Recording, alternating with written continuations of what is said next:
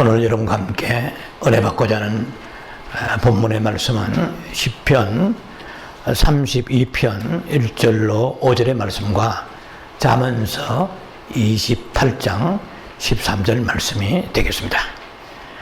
그리고 연이어 신약의 마태복음 5장 23절로 26절 말씀은 오늘 역시 봉독을 생략합니다.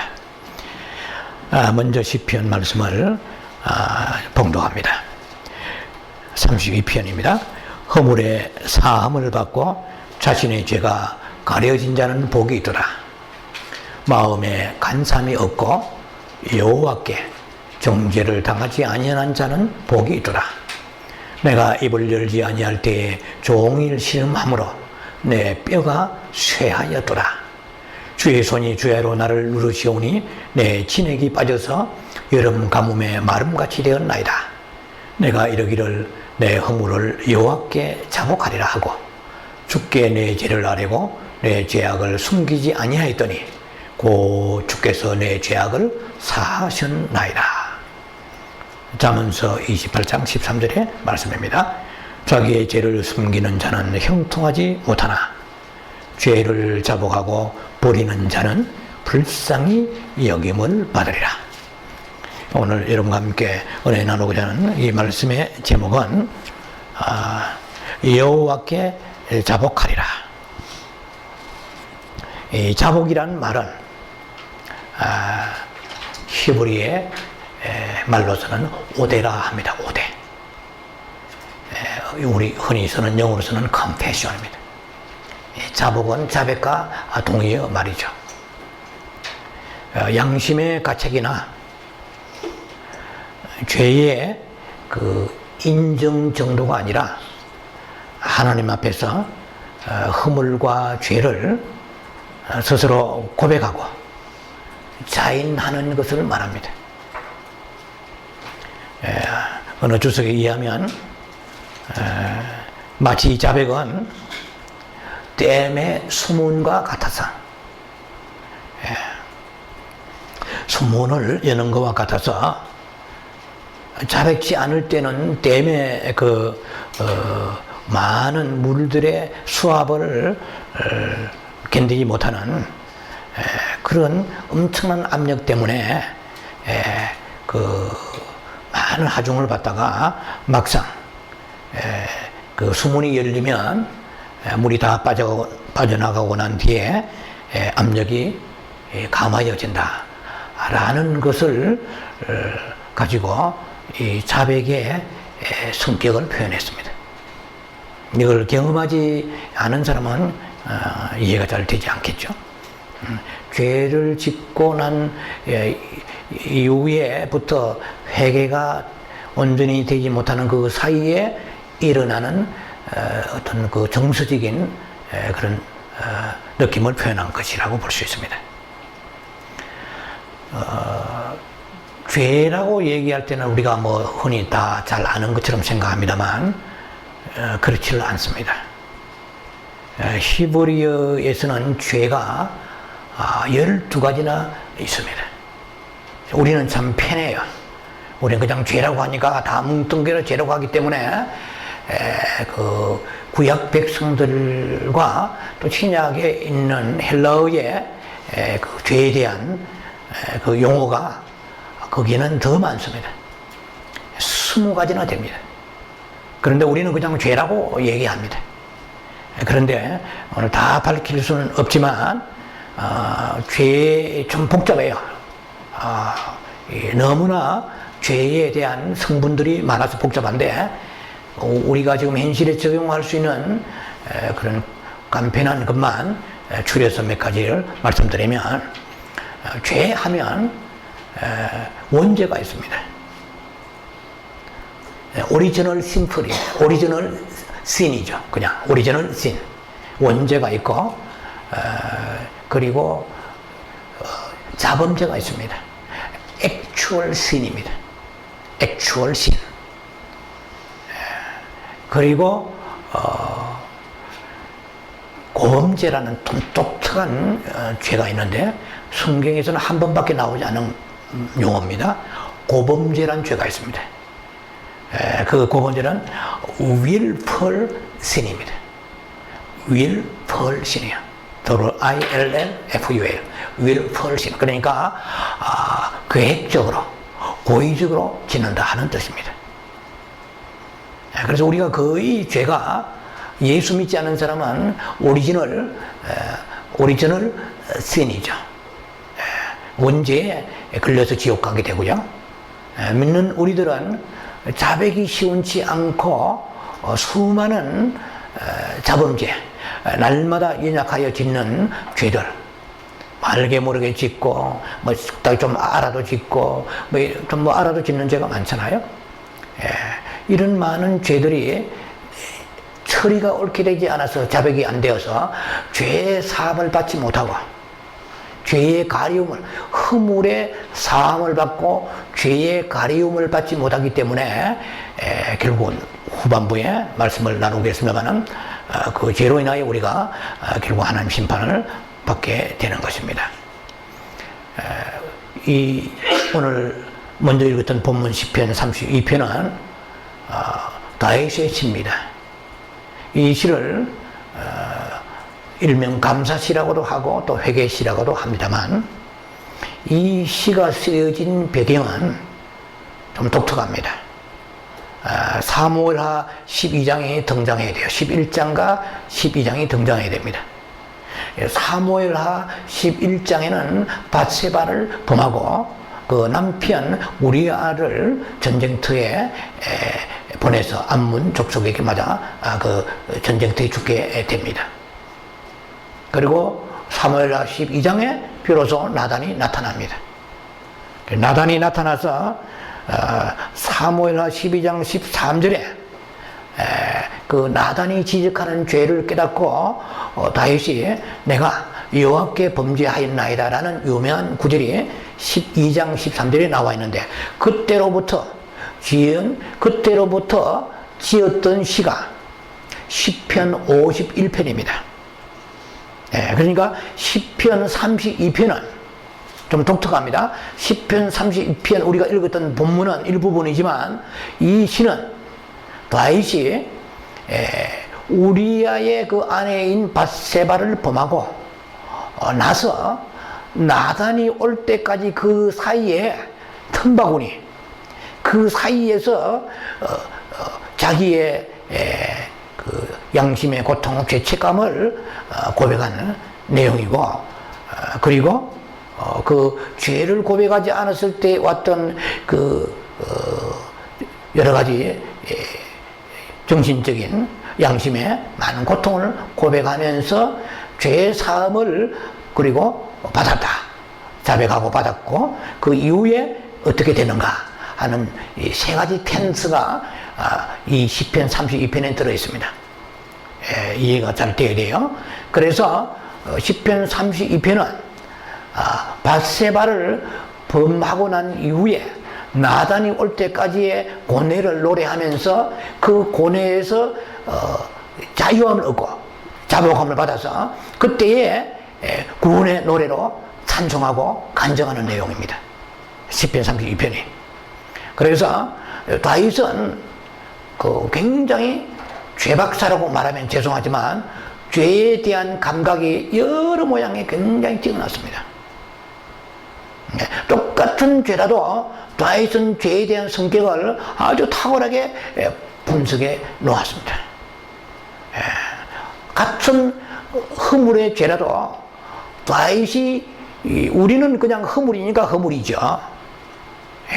허물의 뜻도 잘 모르고 지금 살고 있는 분이 수두룩합니다. 그런데 허물도 두 가지 허물이 있어요. 그래서 오늘 본문에 시작하면서, 서두에 시작하면서 32편 10편에 1절에 바로 허물이 튀어나옵니다. 허물에 사함을 받는다고 그랬어요. 허물에 시편 32편에 허물의 사함을 받고 있습니다. 이때의 허물이라고 얘기할 때의 히브리어의 허물은 폐사입니다. 반역하다, 거역하다 이런 뜻이에요. 하나님의 그 하나님으로부터 떨어져 나가다 하는 뜻입니다. 예, 그리고 이사야 53장의 5절에 그가 찔림은 우리의 허물을 인하며 그가 상함은 우리의 죄악을 인함이라, 이런 말씀이 나와 있습니다. 그때의 허물이라는 히브리어도 지금 다윗이 여기에 썼던 허물이라는 용어와 같은 명사의 어근에서 나온 것입니다. 페샤라는 말을 썼어요. 이때의 허물은 페샤인데, 그 이사야 53장의 5절에도 우리의 허물로 인하여 그가 찔림받았어요. 이때로 우리가 거역과 반역하고 하나님에게서 떨어져 나왔다 하는 뜻으로 허물입니다. 그러니까 두 개는 거의 같은 동의어라고 봐도 되겠죠. 그런데 특이하게 허물이라는 말이 시편 19편의 12절에 나옵니다. 그 허물을, 우리 성경 똑같이 되어 있어요. 허물을 깨달을 자 누구냐 라고 되어 있어요.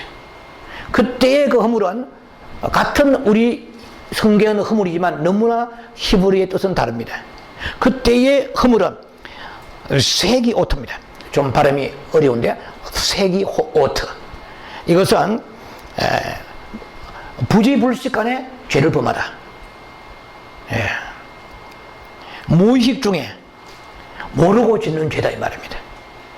뜻이 완전히 다르죠. 그리고 우리는 그냥 허물이니까 그냥 허물이라고 말합니다. 그리고 실제로 그 허물이라는 것을 연약하고 부족하고 모자라고, 우리가 다 허물이 많잖아요, 이렇게 보통 얘기하면 그냥 통합니다. 근데 허물이 원래의 뜻은 두 가지가 있는데, 연약하여 부지불식간에 짓는 죄를 우리가 얘기를 자주 합니다. 우리 허물이 많고요, 이 말은 나도 모르게 그냥 부지불식간에 죄를 지었네요, 뭐 이런 것으로 볼 수 있겠지만, 지금 다윗이 얘기하는 이 허물은 부지불식간에 모르고 지은 것이 아니고 하나님 앞에 거역하고 반역했다 하는 뜻으로 나옵니다. 그래서 허물이라는, 오늘 본문 나오는 허물이라는 의미는 그 두 가지 의미가 있고요. 일반적으로 그냥 죄라고 얘기하면 뭐 아는 분들은 잘 아시죠? 하마르티아 혹은 하말티아라고 헬라어로, 이것은 관역을 빗나가다 하는 뜻입니다. 구약의 그 히브리어로서는 그냥 하타라고 그러죠. 하타아 혹은 하타라고 그러는데, 이거 뜻이 거의 비슷합니다. 표적을 빗나가다. 그 생각과 말과 행동에서 나타나는 나쁜 짓의 구체적인 목록을 말합니다.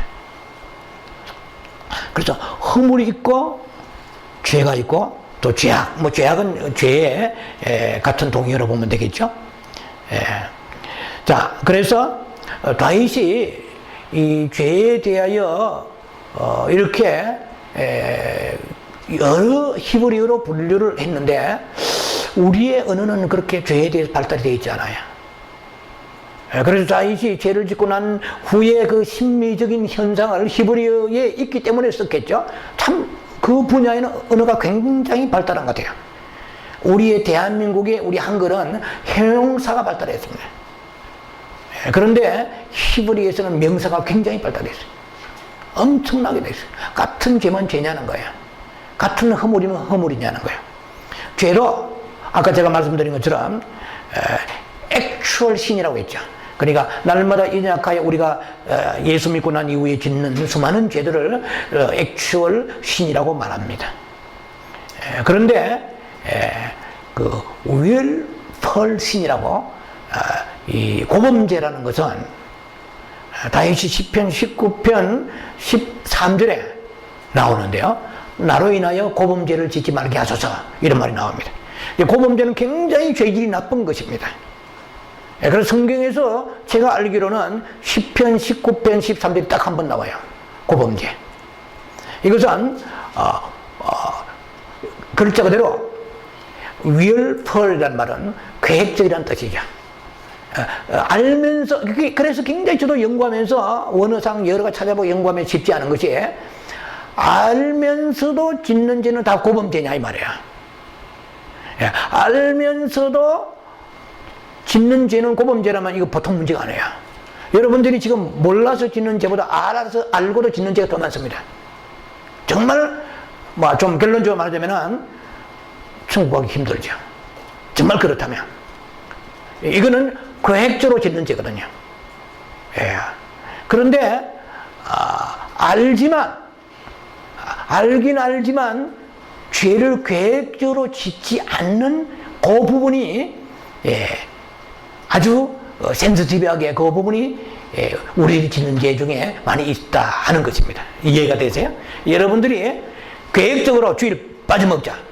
내가 9월달 좋다. 9월 내가 뭐 어느 때가 되면은 세 번째 주일에는 일부러 내가 주일에 좀 빠져야지. 뭐 이런 사람이 있겠습니까? 일부러 11조 때 먹어야지. 일부러 내가 다른 사람 물건을 훔쳐야지. 이런 사람 없을 거야.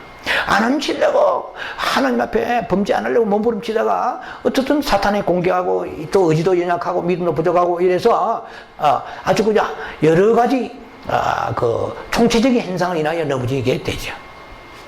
그래서 이 고범죄란 말은 성경에 많이 나오지는 않습니다.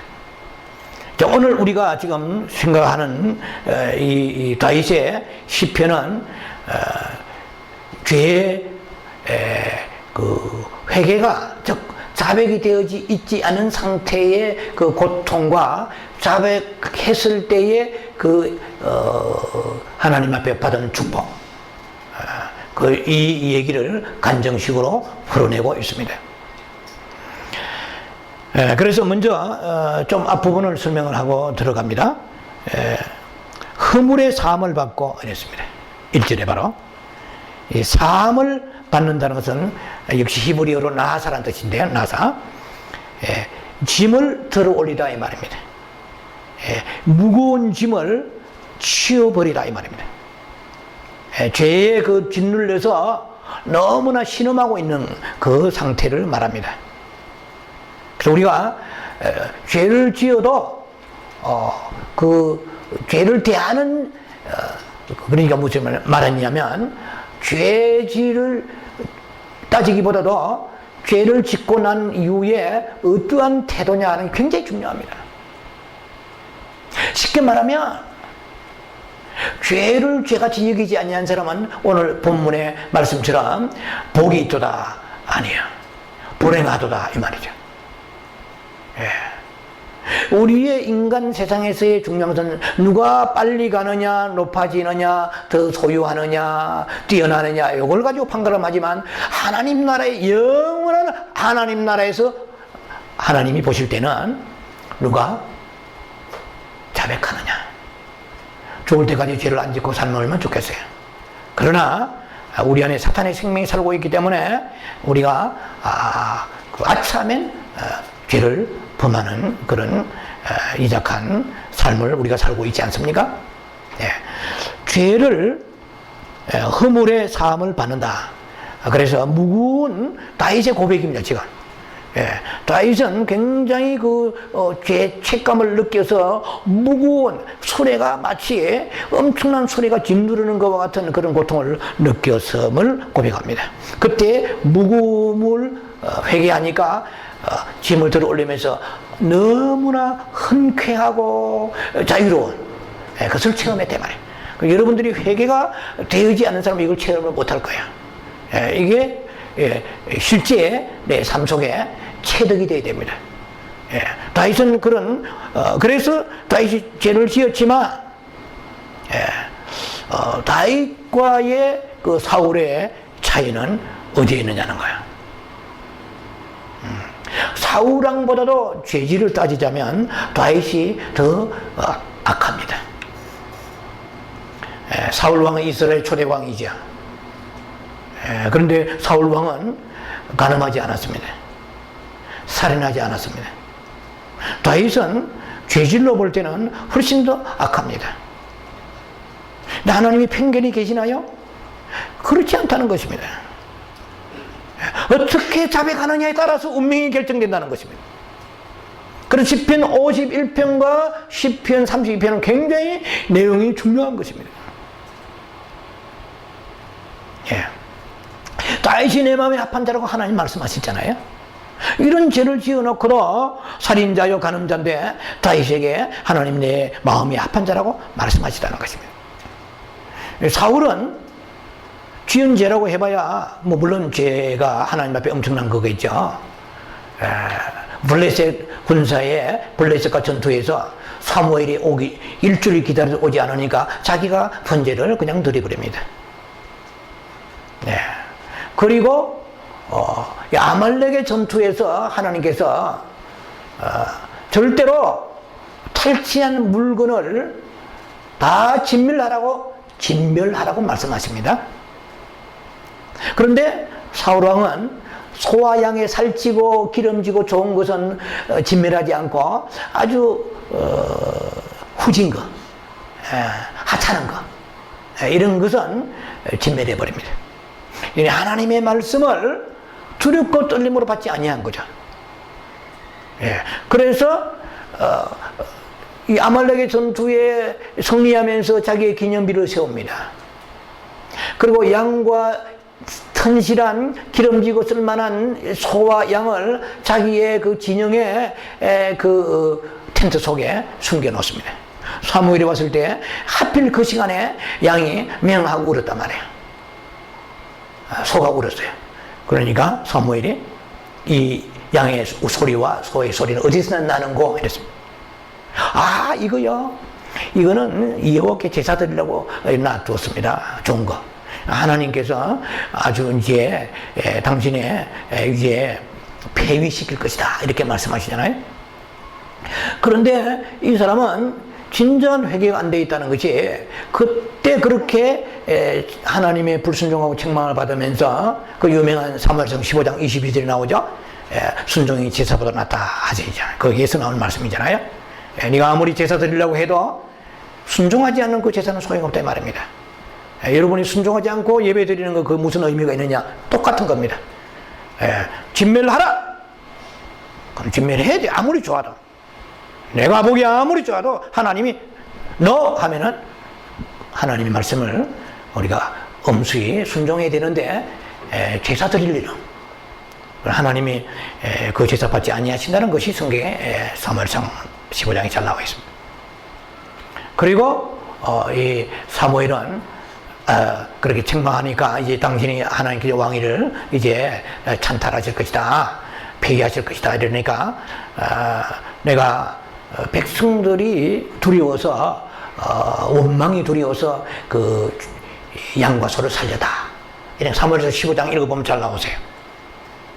그리고 내가 이 장로들과 백성들 앞에서 나를 좀 높여줄 수 없느냐. 이 사람은 하나님의 그 불순종에 대한 죄책감에 대한 그 아픔이 없었다 이 말이에요. 제가 얘기하려는 내용을 여러분 잘 보셔야 돼요. 제가 로마 5장 27 말씀처럼 죄가 더한 곳에 은혜도 더하더라 해서 그러면 우리가 로마 6장 1절에 그러한데 우리가 은혜가 더하리고 죄를 짓겠느냐? 그럴 수 없느니라. 이미 지난번에 말씀드렸잖아요. 그럴 수 없느니라. 죄에 대해 죽은 자가 어찌 그 가운데 더 살려. 그렇죠? 그런데 사울의 왕의 태도는 하나님보다도 백성들을 의식한 거야. 오늘날 주의 종들도 터치하면 이게 걸릴 수 있습니다. 하나님의 말씀은 책망하라고 그래요. 하나님의 성물 정확하게 오늘 이 부분도 잠깐 타치해야 할 시간이 될지 모르겠는데요. 그 성경에 이제 제사의 5 종류에 나오잖아요. 우리가 회개를 하려면 온전히 처리를 해야 됩니다. 하나님 앞에, 사람 앞에. 우리 하나님 앞에 회개는 했을지라도 사람 앞에 안 된 건 오늘 그 부분까지 나가야 되는데 시간이 될는지 모르겠어요. 그래서 사람을 두려워한 거예요, 백성들이.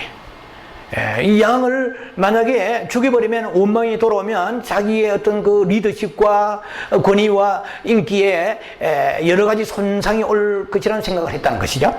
여러분도 그런 경우 많잖아요. 그러나 또 우리가 이렇게 지도자들은 사람들에게 그 어떤 명망과 사람들에게 덕을 얻고 사람들에게 인기에 부합하려고 하나님 말씀을 약화시키며 제하여 버리면 주의 종은 계시록 22장 18절 19절의 말씀이 우리에게 임하게 되는 것이에요. 이 말씀을 더하거나 제하여 버리면은 새 예루살렘 성과 생명나무에 참여하지 못한다고 말씀하시고, 성경에 있는 모든 재앙이 너에게 더하여지리라. 성경에 없는 말씀을 섞어도 안 되고 있는 말씀을 빼도 안 된다는 것입니다. 있으면 그대로 전해야 됩니다. 그런 말씀이 성령이 감동을 주시면 그때 그 시에 사람들이 10,000명이 있다가 9,999명이 나가도 전해야 됩니다. 안 그러면 하나님, 사람의 나를 구원하지 못하고 주의 종을 구원하지 못합니다. 우리는 하나님의 종이에요. 그리스도 예수의 노예입니다. 하나님의 종입니다. 그래서 이런 것을 우리가 우리의 모두에게 적용할 수 있고 주의 종들에게도 적용할 수 있는 얘기입니다. 베드로 보세요. 여러분 잘 아시다시피 베드로와 가룟 유다는 누가 그 죄질이 흉악합니까? 제가 볼 때는 베드로입니다. 겨우 은 30세기에 예수 팔았다. 그것도 죄는 틀림없죠. 누가 죄 아니라고 합니까? 엄청난 죄지만 베드로 죄는 죄가 아닙니까? 베드로는 분명히 그렇게 주님 말씀하셨습니다. 네가 생명의 말씀이 여기 계시면 내가 주를 떠나 어디로 가오리까? 다른 사람은 주를 부인할지는 나는 주를 부인하지 않겠나이다 했을 때 주님께서 말씀하셨습니다. 네가 새벽에 닭이 울기 전에 3번 네가 나를 부인하리라. 누가복음 22장에 보면 잘 나와 있습니다. 예수님이 십자가에 이제 못 박혀 달리시기 전에 대제사장 가야바의 뜰에서 끌려다니면서 재판을 받습니다. 그때 아주 새벽에 불을 쬐고 추운 그런 시간에 새벽에 옹기종기 모여 있는데 하속 중에 그 딸 하나가 말하기를, 이 사람이 베드로 이 사람이 틀복숭이 이 사람이 그와 함께 다니던 사람이다. 쉽게 말하면 제자다. 저 사람은 인상이 특이하다. 분명히 저 사람은 내가 같이 다니는 거 봤다. 제자다. 그러니까 나는 그를 모른다. 내가 알지 못한다고 말합니다. 이건 네가 나를 사람 잘못 봤다. 그래서 3번이나 저주하는 내용이 나옵니다. 3번이나 저주하는데 그 말을 하는 중에 끝나기도 전에 닭이 꼭 기어가고 닭이 웁니다. 그때 베드로가 정신을 바짝 차릴 거예요. 네가 닭 울기 전에 3번 나를 부인하리라고 그때에 주님이 하신 말씀이 전혀 생각이 나지 않았어요. 하나님의 말씀을 흘려들은 거예요.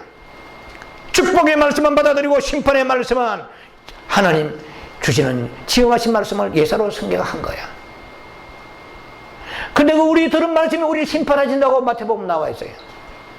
그런데 아니나 다를까 그때 제정신이 돌아온 거예요. 3번 딱 부인하고 나자마자 말을 끝내기도 전에 닭이 꼭 기어하고 울었을 때 마태복음 22장 62절에 베드로가 밖에 나가서 통곡하였느니라. 베드로는 통곡했습니다. 회개하고 창녀가 끊어지게 회개하고 뒹굴어 설 거야. 가룟 유다는 은 30세계를 가지고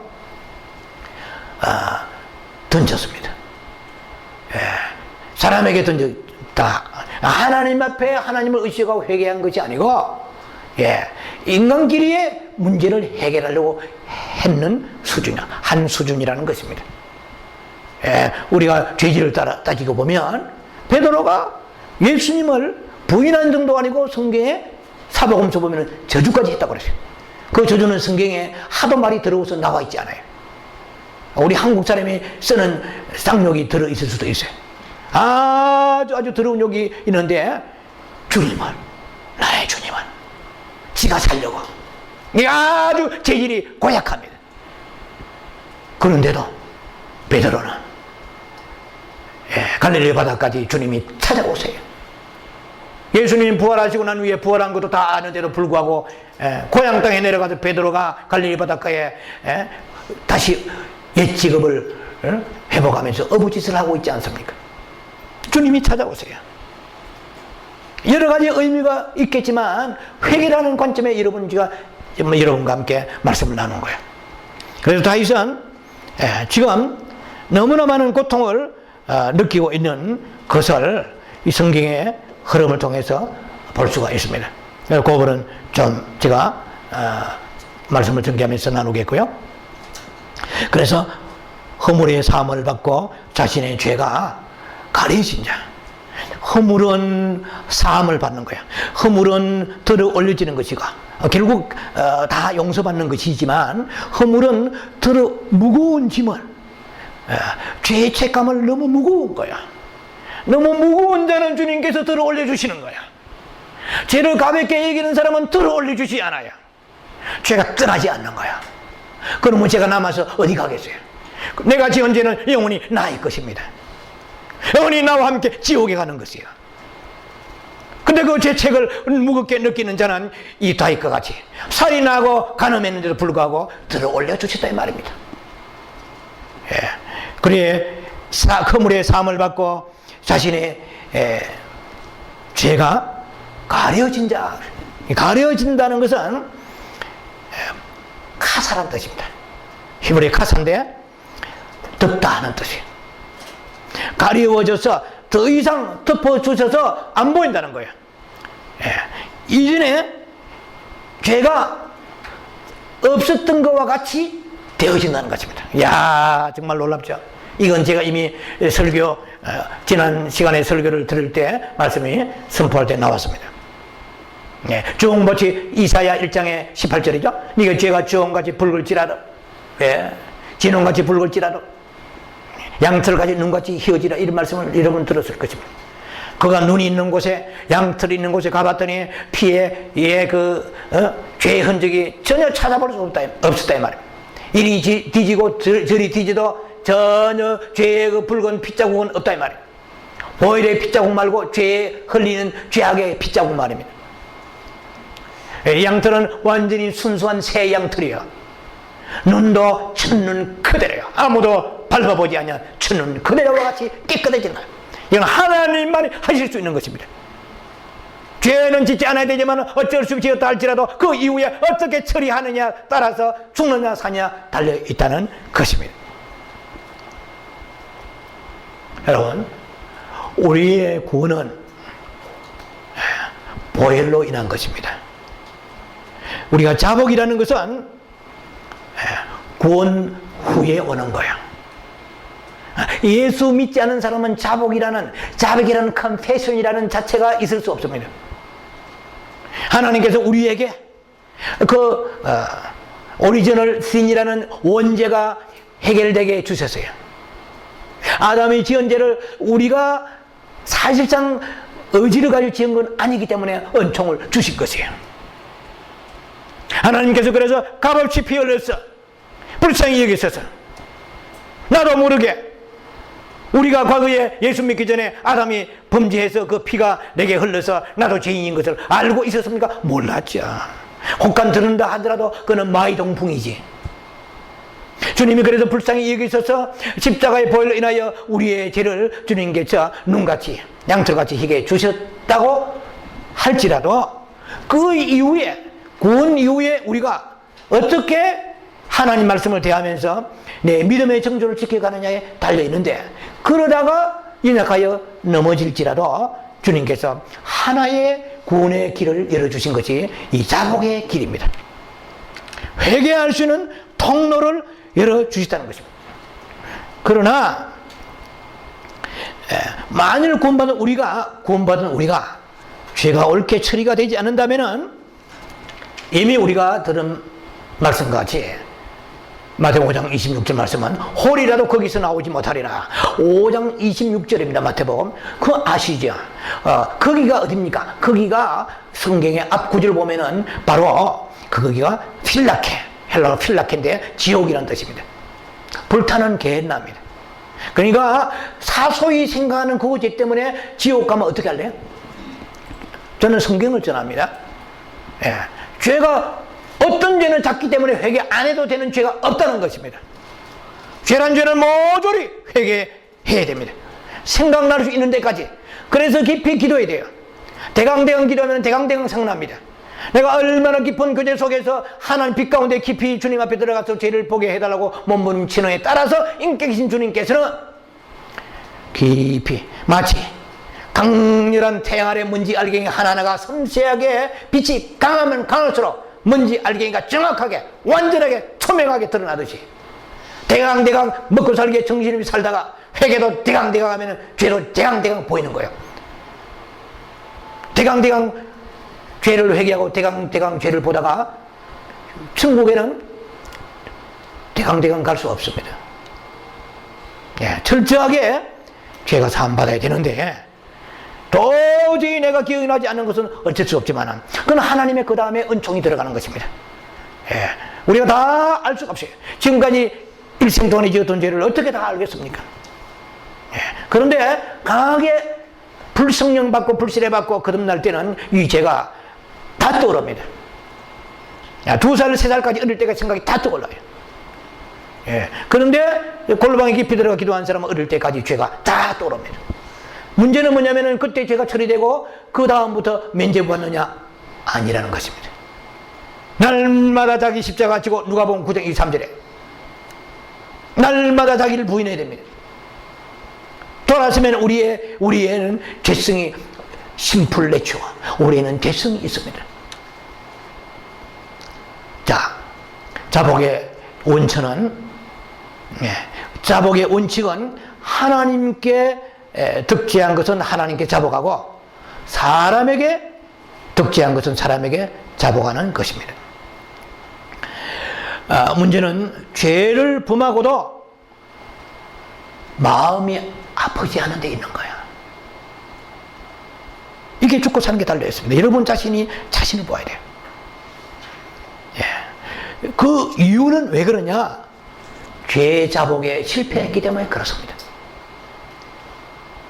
그래서 우리가 크리스천들이 구원 이후에 짓는 일생의 많은 죄들을 철저히 우리가 컨페션 자복했다면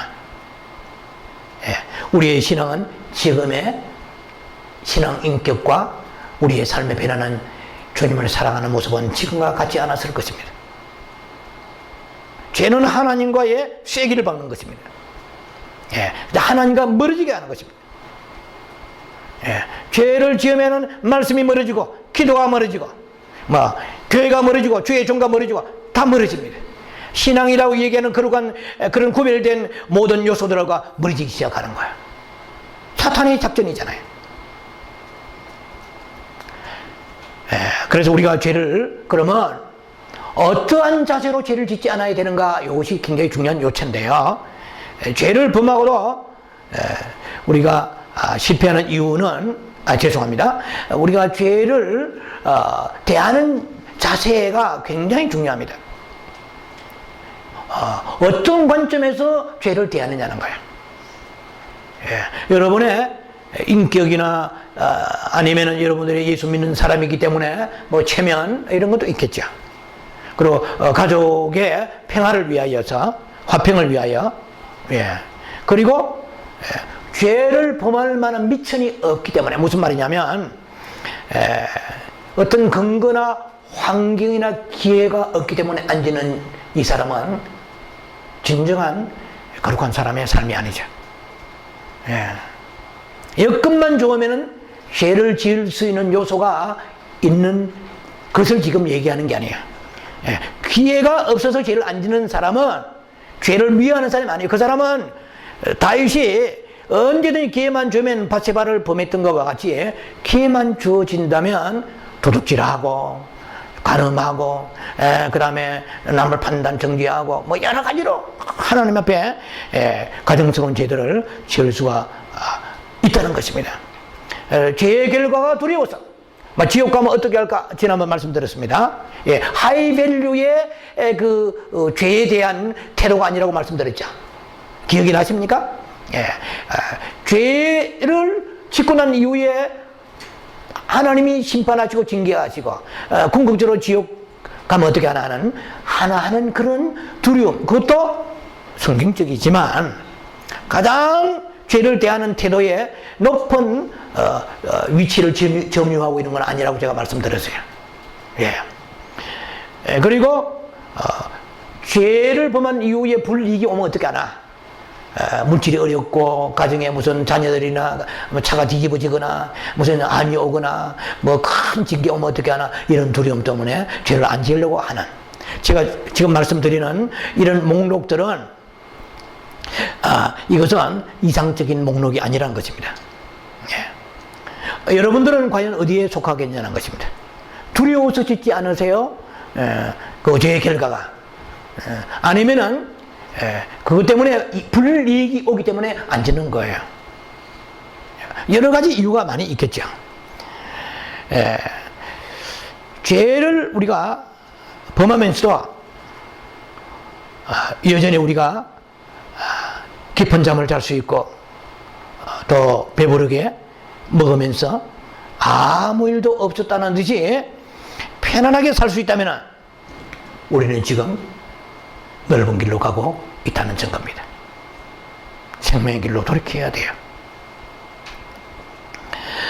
이 다윗의 경우를 보면은 다윗은 그 죄를 범하고 난 이후에 10편 30편 3절에 보니까 내가 입을 열지 아니할 때에 종일 신음함으로 내 뼈가 쇠하여졌다 이랬습니다. 이때에 신음이란 말은 히브리어로 샤아그입니다. 샤아그. 으르렁거리다, 부르짖다 이런 뜻입니다. 그러니까 이 고함을 치지 않고서는 견딜 수 없는 그 양심의 고통을, 죄책감을 느꼈다는 것입니다. 저는 다윗에게 개인적으로 좀 미안한 사람입니다. 다윗을 좀 오해했어요. 왜냐면은 성경을 제가 사무엘하 12장을 보면서 사무엘하 11장과 12장은 바로 다른 군더더기 없이 계획이 없이 바로 스페이스 없이 바로 들어갑니다. 11장은 밧세바를 범하는 내용입니다. 그리고 12장은 느닷없이 나단이 어느 날 원데이 나단이 찾아옵니다.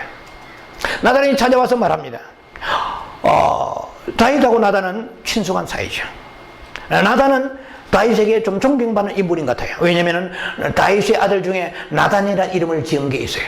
굉장히 책망받고 난 이후에 그 지은 이름으로 저는 생각합니다만은 나단을 굉장히 존경하는 승자로 본 것 같아요. 그런데 어느 날 나단이 찾아왔는데, 나단이 여러분 잘 아시다시피 사무엘하 12장입니다. 오랜만입니다, 폐하. 뭐 이렇게 시작했겠죠. 내가 좀 좋은 얘기거리 하나 가지고 왔습니다. 그래요? 얘기해 보세요. 우리 마을에, 어느 마을에 부자가 살았습니다. 그런데 부자는 양도 많고 수도 많았어요. 근데 부자의 아는 어떤 행인이 한 사람이 그 사람이 방문했는데, 그 사람에게 대접을 하기 위하여 자기 집에 있는 소와 살찐 양을 잡지 아니하고 그 동리에 아주 가난한 한 사람이 살고 있었는데, 그 사람은 양 한 마리가 전 재산이었어요. 저게 굉장히 흥미로운 거요. 인터레스팅한 거예요. 다윗이 네 그랬어요? 어떻게 됐는데요? 제가 그건 삽입하는 내용이죠. 그런데 이 가난한 집의 양 한 마리는요, 그 집에서 같은 상에서 먹고 마시고 딸과 같이 품에 안고 있는 너무나 가족과 같은 양이었습니다. 그래요? 그런데 그 부자가 가난한 집에 있는 그 양을 잡아가지고 대접을 해서 해버렸습니다. 그러니까 다윗이 듣고 내가 여호와 이름을 맹세컨대 그는 반드시 죽일지니라. 우리가요 영성하게 되면 다른 사람의 죄는 안 보여야 되는데 여전히 보인다면 이 사람은 영성을 형식적으로 하는 사람입니다. 우리 영성이라고 말할 때는 여러 가지 의미가 있겠지만 자신을 보는 거야. 남의 허물이 보이지 않고 자신을 보는 것입니다. 근데 이 다윗은 아니나 다를까 선악과 중심이죠. 자기가 지금 지은 죄에 대한 얘기를 하러 왔는데 까마득하게 느끼지 못했습니다. 전혀 눈치를 못 챘다는 얘기요. 그 다음에 하는 얘기가 그 다윗이 말한 대로 그대로 돼버려요. 그 다음에 하는 얘기가 양 한 마리를 훔쳤으면은 그게 출애굽기나 레위기에 있는 말씀처럼, 민수기도 나와 있죠. 레위기의 말씀처럼 4배나 갚아야 됩니다. 그런데 이 4배나 갚는다는 말이 그대로 이루어졌다는 사실이죠. 왜냐하면 다윗의 아들이 4명이 죽었어요. 밧세바에서 난 아들이 죽었습니다. 그리고 다윗이 헤브론에서 있을 때에 7년 6개월 통치할 때에 그러니까 다윗의 아들이라고 생긴 아들 중에 제일 첫 번째 아들이 이름이 유명한 암논입니다. 암논은 그 이복누이 다말을 취해가지고 이복누이의 그 동생 압살롬 위하여 어느 날 집에 양털 깎는다고 초청해서 인바이팅해서 거기서 죽여버립니다. 그래서 암논은 다윗의 왕위를 계승할 첫 번째 주자입니다. 이 암논이 죽어버렸어요. 다윗이 굉장히 아주 애통해합니다. 그리고 이 세 번째 아들 압살롬이 아버지 다윗을 대적하고 왕위를 찬탈하려 하면서 어느 날 나무숲에 말을 타고 가면서 무리체가 그 압살롬의 무리체는 엄청나게 그 장발입니다. 무리체가 걸려가지고 대롱대롱 있을 때 결국 죽게 되었고요. 그리고 이제 네 번째, 그러니까 다윗의 아들 그 첫 번째 밧세바의 난 아들은 7일 만에 죽었습니다. 그는 첫 번째 죽은 것이지 장자는 아니에요. 장자는 암논입니다. 왜 무슨 말이 여러분들 오해가 생길지 모르겠는데 다윗은 아내가 너무 많아요. 헤브론에서 7년 6개월 동안에 아내가 6명입니다. 마음만 먹으면 언제든 아내를 취할 수 있을 정도로 다윗은 그만큼 매력적이고 기세가 등등했습니다. 그런데 다윗이 4배를 갚아야 된다고 했을 때 이 한 마리 양은 우리아를 말하는 거예요. 한 마리 양이 죽었잖아요. 그 전투에 관해서 밧세바의 남편 우리아가 그 요압의 장군에 의하여 가장 치열한 전투 속에서 집어넣어서 죽게 만들어버립니다. 그런데 이 사실을 아는 사람은 하나님과 요압 장군과 다윗밖에 몰라요. 사바사바에 은밀하게 전투에 파송해서 죽게 했기 때문에. 그리고 자연스럽게 전사해서 죽은 것으로 생각하고 아내를 취해왔다고 생각하지요. 그런데 천만 뜻밖의 이 나단이 그 사실을 알 줄은 꿈에도 모르니까 그냥 남의 얘기 듣는 것처럼 듣는 거야. 전혀 자기와 연관이 안 되죠. 왜? 하나님 외에는 모르시는데 나단이 어떻게 알고 왔겠냐? 꿈에도 생각 못했죠. 그러니까 담대하게 말합니다. 4배나 갚아야 되리라. 하나님 듣고 계세요. 그래 갚아줄게. 아이들이 차례로 4명 죽어버립니다. 마지막에 죽은 아들은 아도니아라는 아들입니다. 아도니아는 다윗의 그 마지막에 그 부인이 아비야인데 아비야를 그 솔로몬 왕 때 다윗이 사망하고 난 이후에 그 솔로몬의 왕 때에 그 아도니아가 아버지의 처를 달라고 하는 거예요. 참 이게 이제 성경대로 회개망치하지만 아버지의 처를 달라고 하는데 솔로몬이 이하여 죽게 되는 거예요. 그래서 아들이 4명이 다 죽어버려요. 하나님께서 이제 나단에게 말합니다. 나단을 통하여 말씀하시는데 그렇게 양의 비율을 얘기하니까 4배나 갚아야 되리라 얘기했습니다.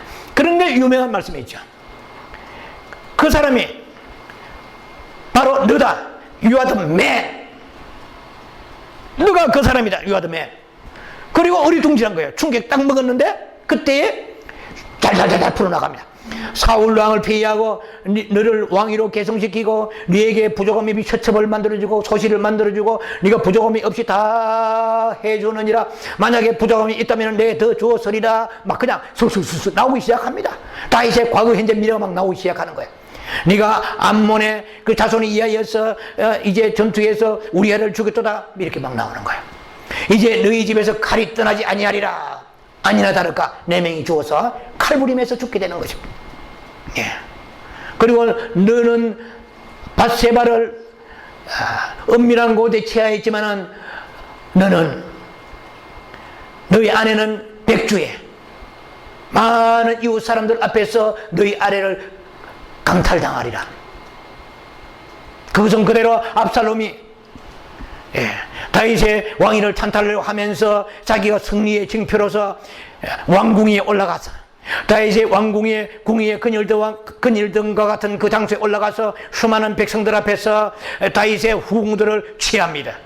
그대로 이루어진 거예요. 자, 지금 역사에는 하나의 하나님의 그 죄에 대한 징벌을 지금 얘기하는데, 그래서 저는 지금 시간이 갑니다만 이 말씀을 보면서 제가 생각해 봤어요. 다윗이 나는 다윗이 자기의 죄를 스스로 전혀 생각지도 못하고 까먹고 양심이 둔화해져서 나단이 와서 책망한데도 불구하고 못 알아들었다 했는데 그것이 아니고 10편 32편을 보니까 답이 나온 것이 다윗이 엄청난 밧세바를 1년 동안에 데리고 살면서 말할 수 없는 고통을 느꼈다는 것이 성경에 나와 있다 이 말이에요. 오늘 읽었던 10편 32편에 참 이렇게 얘기하다 보니까 다른 얘기가 삽입돼서 좀 길어졌습니다만은 제가 얘기하고자 하는 것은 뭐냐면 다윗이 전혀 양심의 가책을 받지 않은 것이 아니라 남의 철을 데리고 와서 그때부터 고통이 시작된 것이 바로 오늘 시편 32편의 3절 내가 입을 열지 아니할 때 종일 신음함으로 내 뼈가 쇠해졌도다. 얼마나 양심의 고통을 받았길래 샤그라 으르릉 신음이라면 으르릉거리라 그랬죠. 고함치라 너무나 괴로우니까 내가 막 부르짖고 아주 고함을 치지 않으면 견딜 수 없는 그런 상태까지 고통을 받았다 하는 것이 나오고요. 그래서 다윗은 그 신음함으로 뼈가 쇠해져 뼈가 온 뼈라는 것은 우리의 건강에 총칭을 말하는 것이죠. 꼭 뭐 그게 어떤 골다공증이라든지 척추에 디스크 문제 있다 이런 것보다도 뼈라는 것은 모든 몸의 건강을 상징한다고 볼 수 있죠. 뼈가 쇠하였고 4절에 보면은 주의 손이 나를 누르시오니 내 진액이 빠졌어 이랬습니다. 여름 가뭄에 화여 이렇게 되어 있기도 하고 성경에 따라서 여름 가뭄에 마름같이 되었나이다. 체액이 엑기스가 다 빠져나간 거예요. 그래서 살아있지만은 너무나 이 고통을 느끼니까 몸에 있는 진액 세포에 중추 세포들이 다 빠져나가고 엑기스가 빠져나가서 온몸이 만신창이 되었다는 것입니다. 자, 지금 여러분들이 무엇을 듣고 있습니까? 다윗이 이런 죄를 우리는 범하지 않았다 할지라도 그러나 죄를 대하는 태도를 여러분들이 지금 말씀드리는 거예요. 이렇게 다윗이 죄의 책 때문에 고통을 받고 있었기 때문에 하나님께서 그 다윗을 죄를 사하여 주셨습니다. 허물을 사하여 주시고 죄를 주님께서 덮어주시다고 나오십니다. 그래서 내가 그 죄는 느끼면서도 자백을 해야 되는데 이 중요한 얘기입니다. 내 마음에 간삼이 없어 그래요. 이게 2절에 보면 내 마음에 간삼이 없고 그랬어요. 이 간사라는 것은 자기를 속이는 것입니다. 디지트라고 하는데 자기를 속인다. 그러니까 히브리어 레미아인데 무슨 말이냐? 하나님은 용서하시겠지 뭐. 이 정도 가지고 어떻게 하시겠나? 내가 처첩을 한두 번 취했나? 그러니까 이 죄의 간사함이 있는 사람은 어떻게 되느냐? 하나님께서 죄를 사해 주시 한다는 것입니다. 무슨 말이냐면은 죄를 가볍게 여기는 거야. 경히 여기는 거야. 여러분에게 죄에 대한 태도가 간삼이 있으면 안 됩니다. 다윗은 간삼이 없다고 그랬어요. 죄를 아주 가볍게 여기는 그런 마음을 가졌더라면 다윗에게 하나님께서 용서가 임하지 않았을 것입니다. 여러분, 하나님은 죄를 미워하시는 분이십니다. 우리가 죄를 미워하는 것은 그 어떤 이유보다도 하나님께서 죄를 미워하신다는 것입니다. 그래서 우리가 크리스찬들이 죄에 대한 이런 느낌, 죄에 대해서 미워하는 느낌을 가지려면 자복을 해야 됩니다. 적어도 죄를 미워하는데 분명히 도움을 줍니다. 자복하는 것은 죄를 범한 후에 고통스러운 느낌이 있어야 형통의 길을 가는 거야.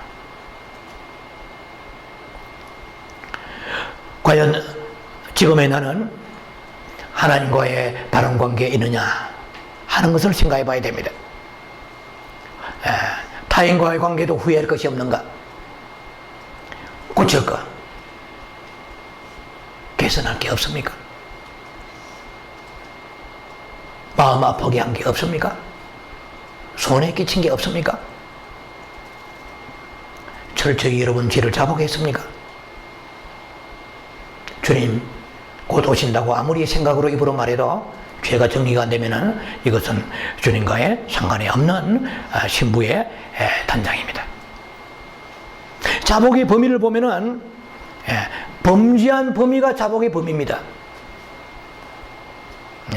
자복의 범위가 범죄의 범위보다 커도 안 되고 작아도 안 됩니다.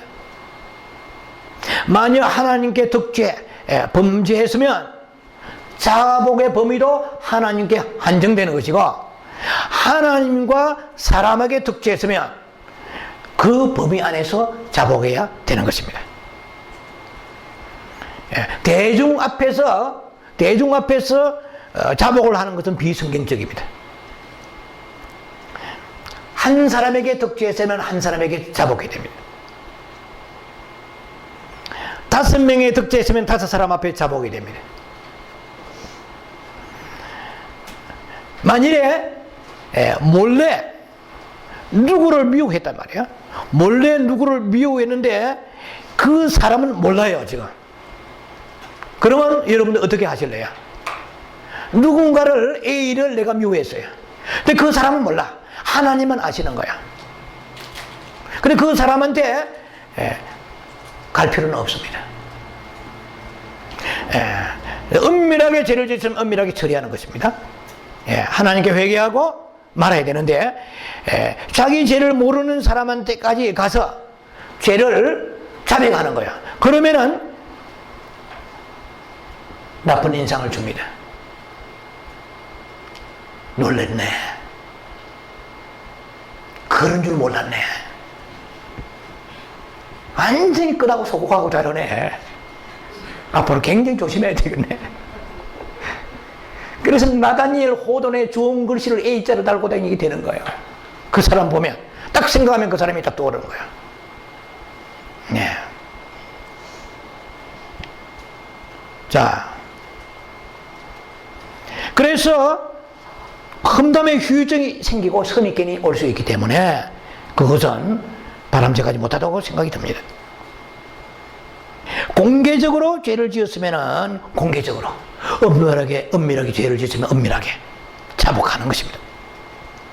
만일 사람에게 득죄했는데 하나님께만 회개하고 말면은 잘못된 자복입니다. 자백입니다. 그런 경우 여러분 많지요? 사람한테 손해를 끼치는데 그 사람한테 가서 얘기하려고 그러면 이게 용기가 필요한 거예요. 그렇잖아요? 체면이 서질 않는 거야. 담대해야 되는데. 자, 그래서 그 사람은 분명히 손해를 받았는데 불구하고 하나님 앞에서만 회개하고 틀어버리고 말아버리는 경우가 있는데 이것은 이상적인 자백이 아니라는 것입니다. 그래서 죄를 범한 그 범위가 바로 자백의 범위라는 것입니다. 커서도 작아서도 안 된다는 거야. 그래서 자백의 그 순서는 마태복음 5장 23절 26절의 말씀처럼 생각나는 것을 먼저 처리해야 됩니다. 생각나는 것이 만약에 예배드리다가 혹은 우리가 기도하다가 죄가 생각이 났는데 20가지가 생각나는데 5가지만 처리하면 그 사람 영적 성장이 안 됩니다. 하나님이 보여주신 것은 처리하라고 보여주신 것이에요. 그때 우리는 너무 그것을 가볍게 생각하는 경향이 있는데 그것은 영의 환난과 공고가 있습니다. 로마서 2장 9절의 말씀처럼 영의 환난과 공고가 있습니다. 우리가 죄를 자복하지 않으면 평강이 없고 양심의 찌름을 우리가 받게 됩니다. 그러나 일정한 수준을 능가해버리고 예, 세월이 쌓여버리면 이 다윗과 같이 이런 사람은 의로운 사람, 의인입니다. 예, 저는 다윗을 오해했다 이 말이야. 예, 다윗을 오해한 것이 1년 동안에 세월이 지났는데도 세월이 지났기 때문에 이 사람이 죄 감각이 완전히 죽어서 나단이 왔는데 책망하는데도 불구하고 전혀 감각이 없었다고 생각했는데 그게 아니라는 것입니다. 예, 다윗이 아까 말씀드린 것처럼 전혀 예측을 못했다는 것이죠. 어떻게 나단이 알겠냐. 그러면서도 불구하고 1년 가까이 동안에 1년 가까이 바세바가 아이를 낳았으니까 1년 가까운 동안의 그 기간에 다윗이 엄청난 죄책감에 있었다는 것입니다. 다윗과 우리의 차이는 거기 있지 않겠습니까? 다윗과 사울의 차이, 베드로와 가룟 유다의 차이 제가 말씀드렸잖아요. 우리가 죄를 안 짓는 걸 자랑하는 게 아니고 죄를 지은 자가 어떻게 하나님 앞에 나와서 처절하게 통회하느냐가 중요한 것입니다. 그래서 우리가 가짜 평강과 가짜의 그런 행복을 누려서는 의미가 없습니다. 양심은 죽지 않습니다. 다만 무디러질 뿐이다. 어느 날 어느 순간에 주의 성령의 검이 말씀의 검의 빛을 통하여 나에게 찾아오면 내가 잠자던 양심이 고개를 치켜 들고 나를 찌르게 되는 것입니다. 찌르는 양심을 외면하지 말아야 됩니다. 양심 앞에 당당히 서야 됩니다. 오직 죄를 자백하는 자만이 하나님의 긍휼하심을 얻고 안식을 얻을 수가 있습니다. 죄의 맛은 지옥의 맛이에요. 다윗은 지금 말합니다. 내가 죄악을 토설하지 아니할 때는 종인을 신음함으로 내 뼈가 쌓였고 주의 손이 주야로 나를 누르시오니 내 진액이 화하여 여름 가물에 마름같이 되었나이다. 이랬습니다. 아마 이 1년 기간 동안에 바세바는 있었지만 행복을 한 번도 누리지 못했을 것이에요. 입에 먹어도 배부르지 아니하고 입어도 따뜻하지 아니했을 것입니다. 시편 32편 7절에는 죄를 잡아간 후에 그 구원의 노래를 나를 애우시리이다 이랬습니다. 구원의 노래가 나를 충만케 하시고 나를 둘러주실 것이라 이 말입니다. 예. 그래서 죄를 잡아간 이후에 6절 보면은 담대해집니다. 만일 다윗이 지금 이렇게 회개하고 자복하여 하나님으로부터 죄 사함을 받은 증거가 나타났습니다. 죄는 입술로 고백한다고 죄 사함 받은 것이 아니고 죄를 자백하면 나에게 증거가 있습니다. 하나의 프루프라는 증명이 내게 오게 되어 있습니다. 그것을 느껴야 돼요. 그거는 좀 시간 되도록 말씀을 지금 조금만 뒤로 넘기고요. 그래서 다윗은 지금 간증합니다. 내가 그렇게 죄 때문에 고통을 받았는데 너희는 이런 고통 받니? 이렇게 해석하면 될 수 있습니다. 적용하세요. 그리고 그렇게 죄를 완전히 자복한 이후에 주께서 죄를 사하여 주시는데 나는 이제 담대함을 느끼느냐. 너희도 이렇게 죄를 자복하면 담대할 것이다. 어떤 앞으로의 두려움이 없게 될 게 너희가 지금 인생에 두려움을 느끼는 이유는 자백이 안 됐기 때문에 그런 거야. 자백을 하고 나면은 어떤 홍수가 음모랄지라도 그 홍수가 나를 미치지 못하리라. 주는 나의 피난처시여. 주가 나의 피난처가 된다는 믿음을 가져야 됩니다. 돈이 나의 피난처가 아니고 내 가정이 피난처가 아니고 주께서 나의 피난처가 되시는 거예요. 그런 믿음의 확신이 나에게 빛이 들어오므라 담대하게 오게 된 것을 내가 느꼈노라. 내가 너에게 간증하노라. 내가 회개함과 같이 이 고통을 회개하지 않고는 고통을 받고 있는 너희들이여. 담대히 주님 앞에 나와서 이 죄의 사함을 받으면 환난에서 우리를 보호하시는 믿음이 내게 들어오더라 이 말입니다. 그래서 우리가 이 죄에 대한 고백을 다윗의 고백을 굉장히 주목해야 됩니다. 새 텐스로 흘러갑니다. 고백하기 전의 모습과 그다음에 고백했을 때에 그때에 어떤 마음으로 고백했느냐. 간사함이었고 이실짓고 정확하게 솔직하게 있는 그대로 하나님 앞에 진솔하게 고백하는 거야. 마음에 간사함이 없고 뭐 숨기듬이 없이 아버지, 주님과의 사이인데 내가 얼마 악한 년입니까? 죄송합니다. 정말 내가 얼마나 독한 사람입니까?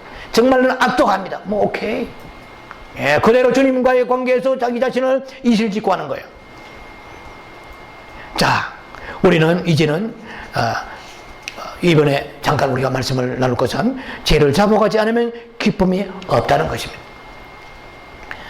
우리 여러분들 크리스찬들이, 여러분 오늘 예배에 나온 여러분들이요, 지난 한 주간의 기쁨으로 살았습니까? 네. 여러분들이 구원 이후에 어떤 사람들은 늘 보이지 않는 그 기쁨이 평안히 있습니다. 또 어떤 사람은 늘 우중충하고 기쁨이 없는 생활을 하는 사람이 있습니다. 아마 이렇게 대답을 하겠죠. 왜 그리 근심이 가득합니까? 걱정거리가 많습니다. 그렇게 대답할 사람도 있겠죠. 네. 뭐 뜻대로 무엇이 안 돌아가서. 예. 그리고 원래 성격이 좀 우울하고 내성적이라서 그렇습니다. 여러 가지 여러분들 자신을 대변하는 얘기가 있겠죠. 성경적으로 보면 그렇지 않습니다. 하나님께 순종하지 않았기 때문에 그렇습니다.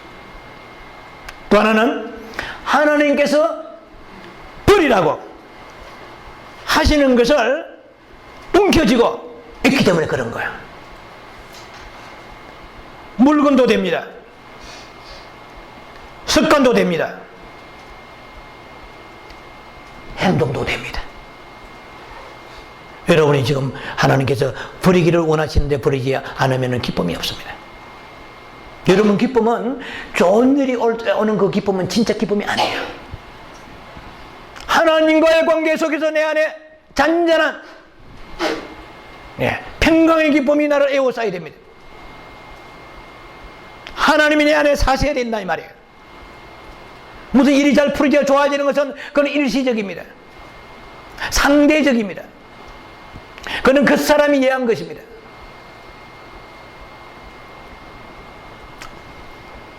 자, 그래서 죄를 잡아가지 않으면 기쁨이 없습니다. 죄를 잡아가는 기쁨은 큰 기쁨입니다. 그래서 죄 잡아간 믿는 자의 삶에서 아주 필수적인 코스입니다. 어떤 죄든지 잡아가지 않으면 그 죄가 평생 동안에 여러분을 따라다닌다고 성경은 말씀하십니다. 에스겔, 죄송합니다. 민수기 32장 23절에 너희 죄가 정녕 너희를 찾아낼 줄 알라 그랬습니다. 죄가 여러분들을 찾아낸대요. forward, come out, 나와. 제가 여러분을 불러낸대요. 성경에 나와 있어요. 어디서? 지옥에서 불러낸대요. 무슨 말씀이에요? 천사가 나를 부르는 게 아니고 주님께서 나를 부르시는 게 아니고 지옥에서 제가 불러낸대요. 제가 너희를 찾아낼 줄 알라. 시편 139편은 유명한 말씀이죠. 잘 알고 계시는 말씀이죠. 너희가 하늘에 올라갈지라도 내가 거기 계시고 너희가 스올 음부에 있을지라도 내가 거기 계신다고 그러죠. 바다 끝에 있을지라도 어디든지 네가 어디에 있든지 나는 좋은 의미에서, 긍정적 의미에서, 은총의 의미에서 보면 하나님은 너와 함께 하신다는 것이고, 또 우리가 반대급부로 생각할 때 네가 하나님의 불의한 방법으로 나를 피하여서 어둠이 너를 아주 칠갑술로 너를 포장하고 너가 그 어둠 가운데에 너를 숨길지라도 나는 너를 찾아낸다고 시편 139편 12절 이하에 말씀하십니다. 흑암도 너를 숨기지 못할 것이다. 나는 낮과 같이 비추리라. 주께서는 흑암과 빛이 일반인이라. 주에게는 흑암이 없다 이 말이에요. 우리는 흑암 안에는 보이지 않지만 주님은 흑암 안을 꿰뚫고 보신다 이 말이에요. 아시다시피 여러분들 니느웨로 도망가던 요나가 배 밑창에 숨었지만 하나님은 배를 흔들어 가지고 결국 바다에 토해내 버리시잖아요. 죄를 잡아가면 평강이 있습니다. 기쁨이 있습니다. 그리고 뿐만 아니라 그 득죄한 사람을 얻을 수도 있다는 것입니다. 내가 죄를 그 사람에게 가서 용서를 구하는 것은 굉장한 용기입니다. 이 용기는 어떤 용기인지 아세요? 구원의 징표입니다. 은혜가 계속되는 징표입니다. 그에게 은혜가 끊이지 않았다는 것입니다. 그런 구원의 징표가 나타난다는 것입니다. 하나님을 정말 두려워하고요, 그 죄를 미워하기 때문에 사람 앞에 가서 용기 있게 내가 당신에게 이런 득죄했습니다 말하는 것은 그 사람은 지금 구원받은 증거가 나타나는 거예요. 구원받는데 못할 일이 뭐 있습니까? 무엇이 거기 체면이 필요했어요? 남편과 아내가, 할아버지와 손자가 뭔 체면이 필요 있습니까?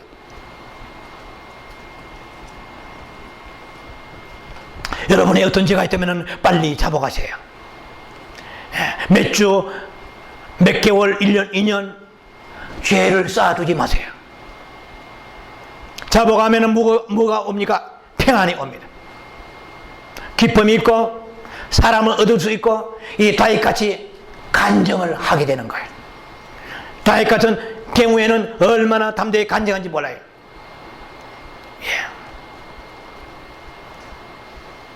내 갈 길을 내가 가르쳐 보이리라.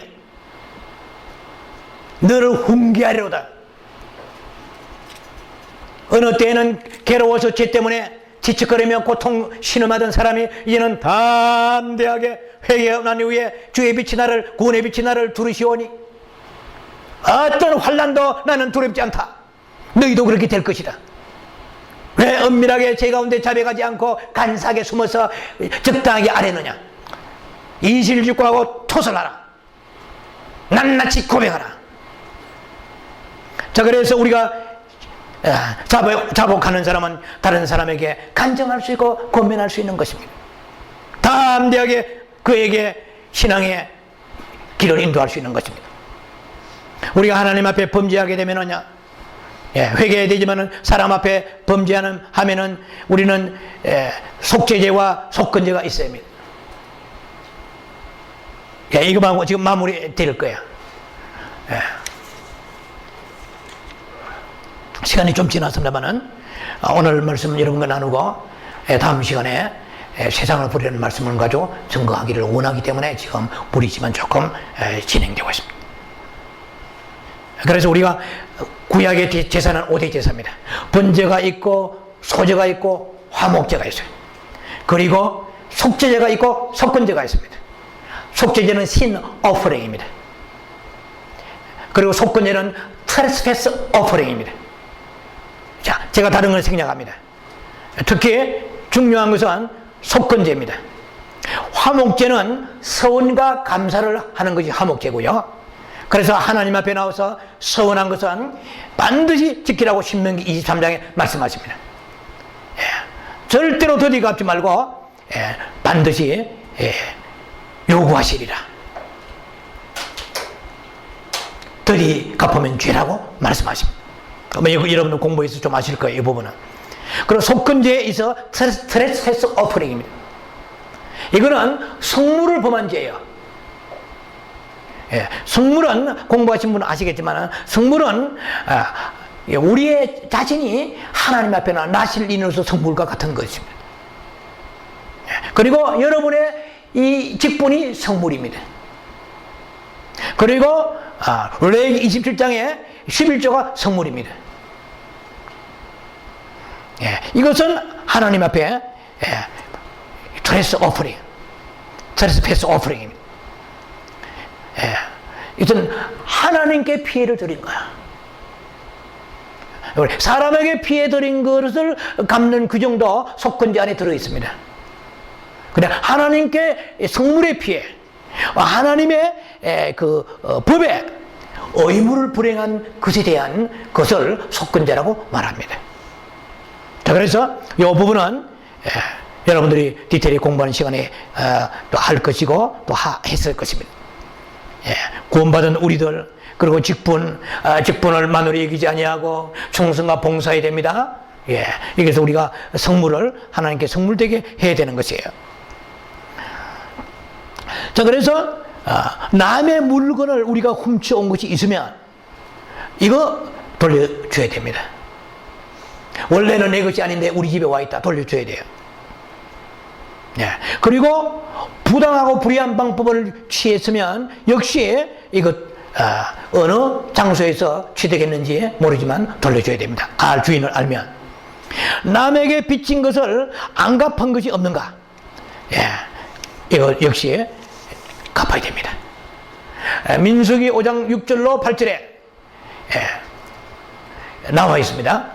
물건을 다른 사람한테 손해를 끼쳤는데 그 손해 끼친 사람을 갚으려고 하니까 그 사람이 죽었어요.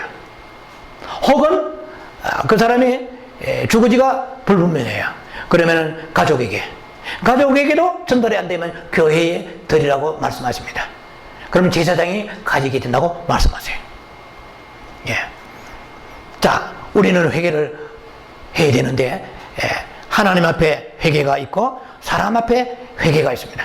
사람 앞에 잡아갖고 하나님 앞에 잡아가는 게 정확하게 일치가 된다 이 말입니다. 어디까지 우리가 죄를 처리해야 되느냐? 내면에서 생명과 평강이 차오를 때까지 해야 됩니다. 하나님 앞에 우리 회개할 때 말입니다. 그러면 강하고 신선하고 소생케됨을 느끼게 될 거예요. 기쁨이 오게 되고 안식을 느끼게 될 것입니다. 그러면 우리가 죄가 확실히 처리되면 우리 영이 강해집니다. 액티베이션 되는 거예요. 하나님 앞에 비실비실하지 않습니다.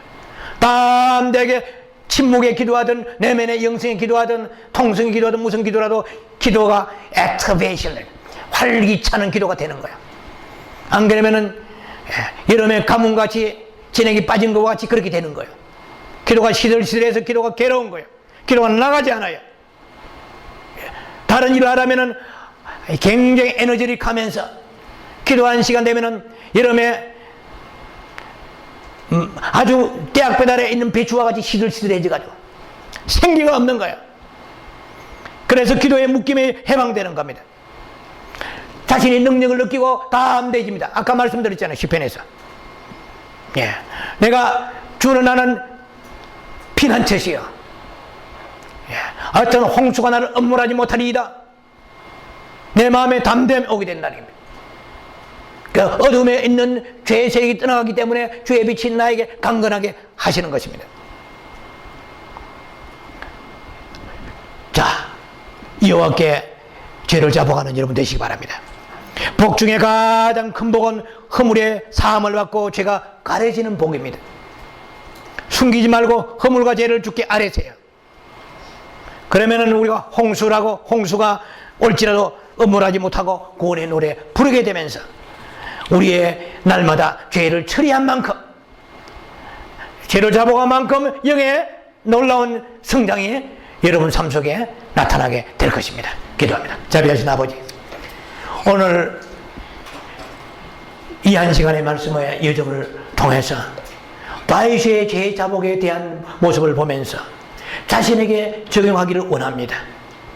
주님이 오실 날이 이제 때가 단초가해지고 아주 촉박한 가운데 살고 있는 저희들입니다. 정확하게 성경적으로 죄를 처리하여서 하나님과 사람 앞에서 완전히 자복하여서 조금도 우리에게 간삼이 없는 자백의 놀라운 은혜가 우리에게 있게 해주셔서 주님으로부터 죄 사함받고 주께서 죄의 덮음을 받는 축복 있게 하여 주시옵소서. 예수님 이름으로 감사 기도합니다. 아멘.